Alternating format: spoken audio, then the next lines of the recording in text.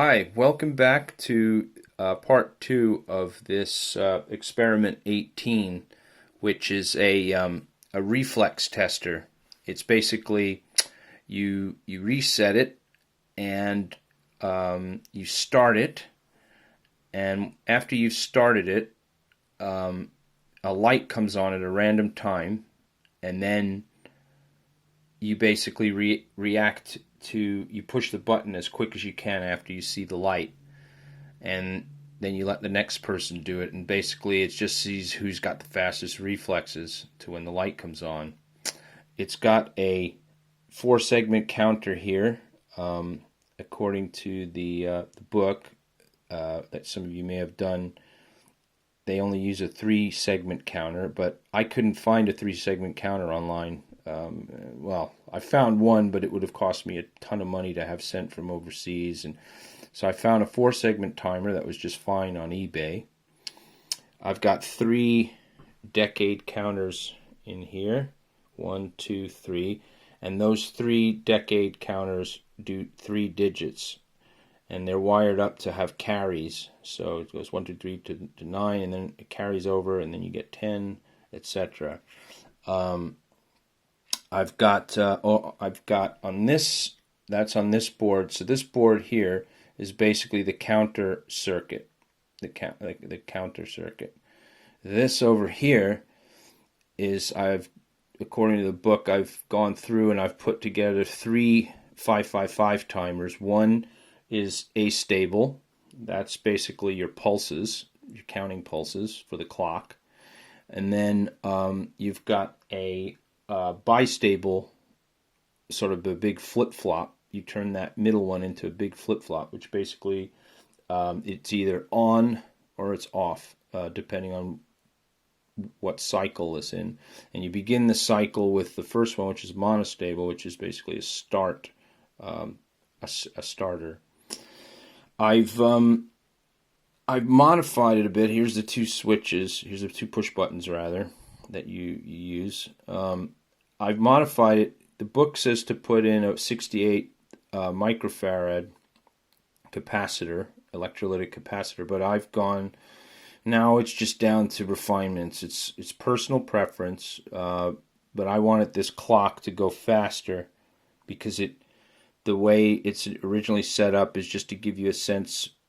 The initial values that the author has given is really good because it counts slowly, and you can see it counting with the bigger capacitor. But I've put a smaller capacitor in for a quicker run time, and also a smaller. I've gone with a 47 microfarad, and then I've changed the charging resistor to a lower value.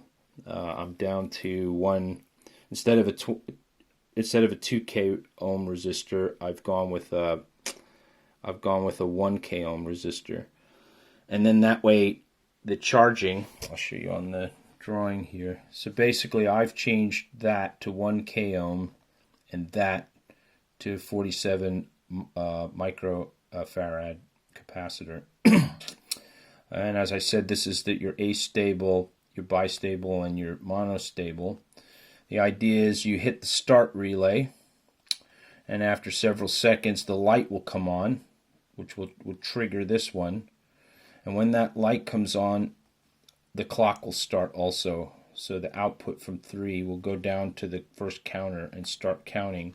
So basically this counter is running all the time, and it's just a matter of starting it and stopping it. And there's your stop push button. Start and stop push buttons are here. Start, stop, and then I have a reset button over here, and that's the idea. So I guess I could fire it up and we could try it. Okay, power it on. So I'm gonna stop it. You can see it counting immediately, but that's normal. So it's stopped. Now I'm gonna reset it, so it resets to 0. Now we'll play the game. Start. There we go. So I saw the light, and that I'm a 5-second reflex kind of guy. So there you go. And it works. So the reset works, the start works, the stop works. So this is a really good exercise in getting into or getting back into microchips and programming them. Like all these yellow wires, each segment of these 7-segment displays had to be programmed, had to be hardwired into the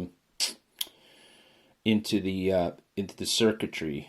So the programming is in the circuitry. There's no external software or something that's doing it. This is all just hardwired stuff and push buttons interacting.